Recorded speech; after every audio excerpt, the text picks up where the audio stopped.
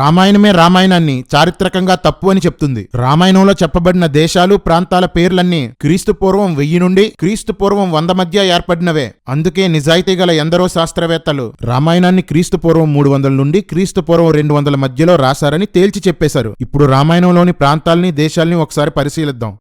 కాశీ లేక వారణాసి ప్రస్తుతం ఉత్తరప్రదేశ్లో ఉన్న ఈ పట్టణం క్రీస్తు పూర్వం 1200లో ఏర్పడింది. మగధ ప్రస్తుతం బీహార్లో ఉన్న ఈ రాజ్యం క్రీస్తు పూర్వం 700 తర్వాత ఏర్పడింది. అంగదేశం ప్రస్తుతం బీహార్లో ఉన్న ఈ రాజ్యం క్రీస్తు పూర్వం 1200లో ఏర్పడింది. కోసల ఉత్తరప్రదేశ్లో భాగంగా ఉన్న ఈ ప్రాంతం క్రీస్తు పూర్వం 1500లో ఏర్పడింది. బాహ్లిక దేశం ప్రస్తుతం పాకిస్తాన్, ఆఫ్ఘనిస్తాన్లలో ఉన్న ఈ ప్రాంతం క్రీస్తు పూర్వం 1500లో ఏర్పడింది. అవంతిని ఇది ప్రస్తుతం మధ్యప్రదేశ్లో ఉజ్జయిని ప్రాంతం. ఇది క్రీస్తు పూర్వం 600లో ఏర్పడింది.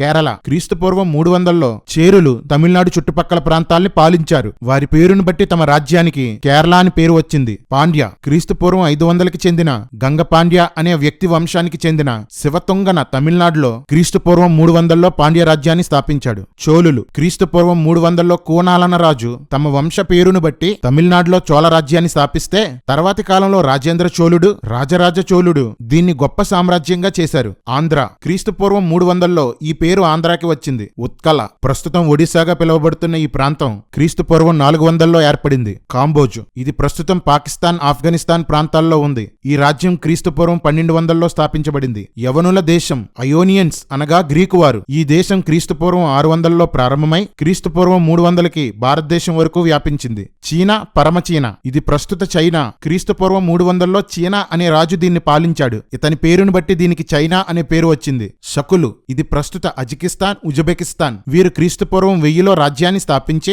క్రీస్తు పూర్వం 300కి పంజాబ్ వరకు విస్తరించారు. టంకన ప్రస్తుత తెలంగాణ ప్రాంతం. క్రీస్తు పూర్వం 4వ శతాబ్దం నుండి ఇది ఉనికిలో ఉంది. హస్తినాపురం కురువంశంలోని హస్తి అనే రాజు క్రీస్తు పూర్వం 1200లో పరిపాలించిన రాజ్యం ఇది. ప్రస్తుతం ఉత్తరప్రదేశ్ లో ఉంది. పాంచాల దేశం పంచ ప్రాంతాలు కలిసిన ఈ ప్రదేశం ప్రస్తుతం ఉత్తరప్రదేశ్ లో ఉంది. ఈ పేరు దీనికి క్రీస్తు పూర్వం 1100లో వచ్చింది. కురుక్షేత్ర కురు అనే రాజు క్రీస్తు పూర్వం 1500లో పాలించిన ప్రాంతం ఇది. అతని పేరును బట్టి దానికి కురుక్షేత్రం అనే పేరు వచ్చింది. భారతంలో యుద్ధం ఇక్కడే జరిగిందని చెప్తారు. అంటే ఈ ప్రదేశాలు, పట్టణాలు మన దేశంలో ఉన్న సమయంలో అనగా క్రీస్తు పూర్వం 300 నుండి క్రీస్తు పూర్వం 100కి మధ్యలో వాల్మీకి రామాయణాన్ని రాశాడు. ఈ లోపు ఈ కర్రి పోరంబోకొచ్చి రామాయణం ఎప్పుడో జరిగింది, రాసింది మాత్రం క్రీస్తు పూర్వం 300లో అంటాడు. ఒరేయ్ బుర్రలేని కర్రి, ఈ పట్టణాలన్నీ రాముని కాలంలోనే ఉన్నట్లు రాసుకున్నారా? పైగా ఎప్పుడో జరిగిన రామాయణాన్ని వాల్మీకి రాయలేదు. వాల్మీకి కూడా రామాయణంలో ఒక పాత్ర.